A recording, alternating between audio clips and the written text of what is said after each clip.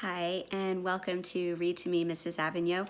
Today I'm going to be reading from Charlotte's Web, and I'm going to be reading chapter 4, Loneliness.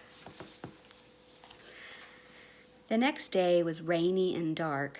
Rain fell on the roof of the barn and dripped steadily from the eaves.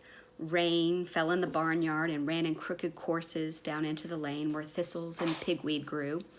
Rain spattered against Mrs. Zuckerman's kitchen windows and came gushing out of the downspouts. Rain fell on the backs of the sheep as they grazed in the meadow.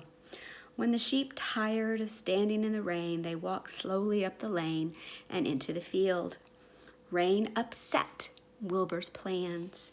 Wilbur had planned to go out this day and dig a new hole in his yard. He had other plans too. He had plans for the day, or his plans for the day went something like this.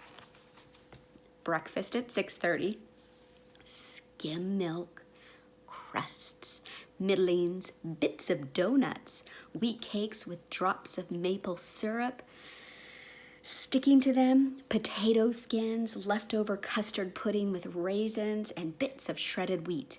Breakfast would be finished at 7. From 7 to 8, Wilbur planned to have a talk with Templeton, the rat that lived under his trough. Talking with Templeton was not the most interesting occupation in the world, but it was better than nothing. From 8 to 9, Wilbur planned to take a nap outdoors in the sun.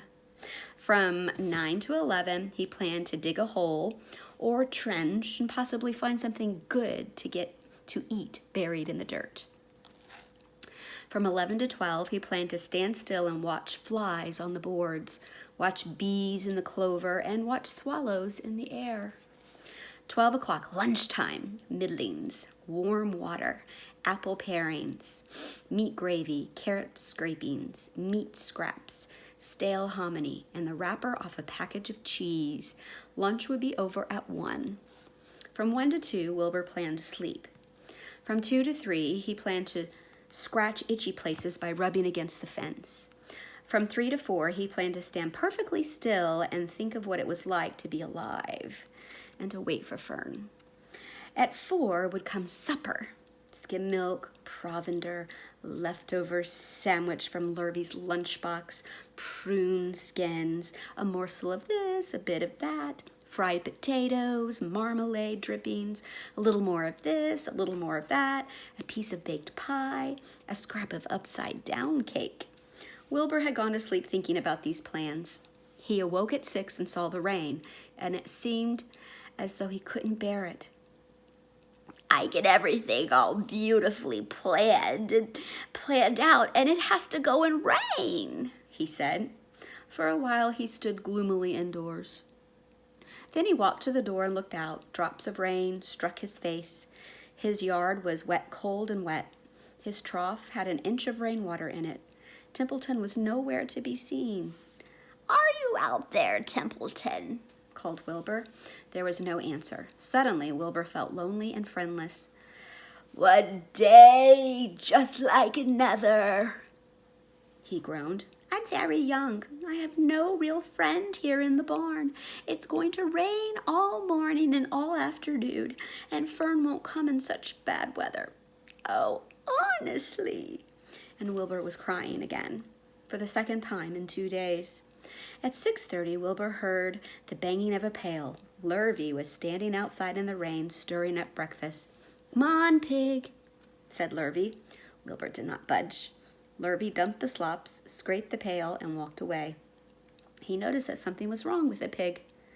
Wilbur didn't want food. He wanted love. He wanted a friend, someone who would play with him.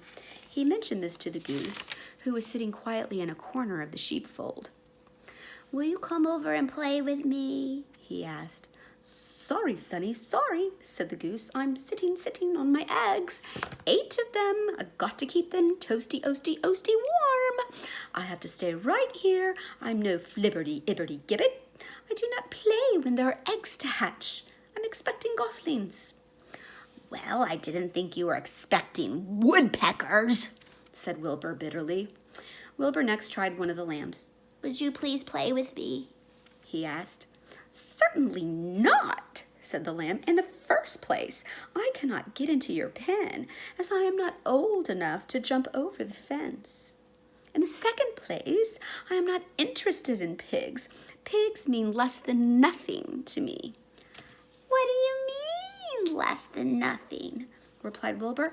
I don't think there is any such thing as less than nothing. Nothing is absolutely the limit of nothingness. It's the lowest you can go. It's the end of the line. How can something be less than nothing? If there was something that was less than nothing, then nothing would be nothing.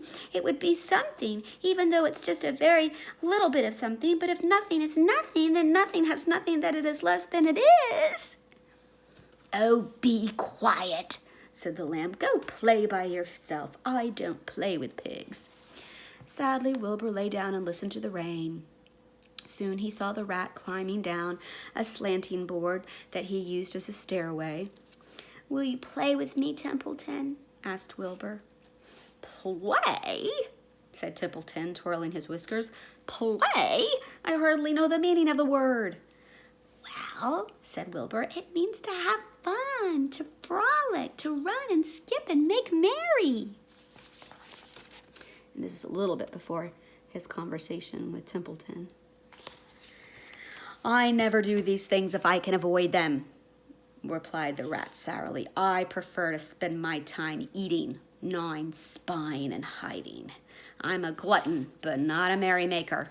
Right now, I am on my way to your trough to eat your breakfast, since you haven't got enough sense to eat it yourself. And Templeton the rat crept stealthily along the wall and disappeared into a private tunnel that he had dug between the door and the trough in Wilbur's yard. Templeton was a crafty rat, and he had things pretty much his own way. The tunnel was an example of his skill and cunning. The tunnel enabled him to get from the barn to his hiding place under the pig trough without coming out into the open. He had tunnels and runways all over Mr. Zuckerman's farm and could get from one place to another without being seen.